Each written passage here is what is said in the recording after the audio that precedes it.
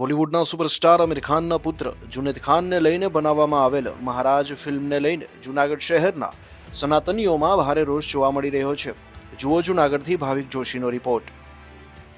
આજે હિન્દુ ધર્મની આસ્થા સનાતન ધર્મની ઉપર જે પ્રહાર કરવામાં આવ્યો છે એના વિરુદ્ધ અમે પોલીસ ફરિયાદ કરવા માટે અહીંયા આવ્યા છીએ, જેની અંદર સનાતન ધર્મને હાનિ થાય, એનું નામ ખરાબ થાય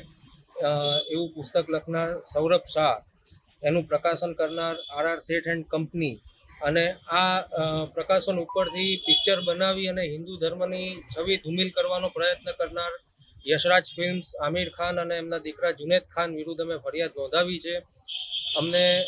ન્યાયતંત્રમાં શ્રદ્ધા છે કે ન્યાયતંત્ર એના વિશે યોગ્ય પગલાં લેશે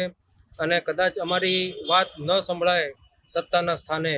કદાચ બહેરાશ હોય તો એ બહેરાશ ઉડાડવા માટે અમે જલદ કાર્યક્રમો આપવા માટે પણ ઉપવાસ, પ્રતિક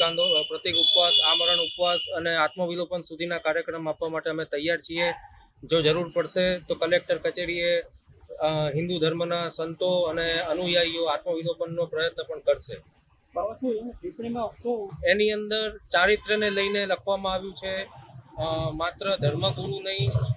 સમગ્ર સનાતની સંતો તેમજ સનાતન ધર્મની અનુયાયી બહેનો,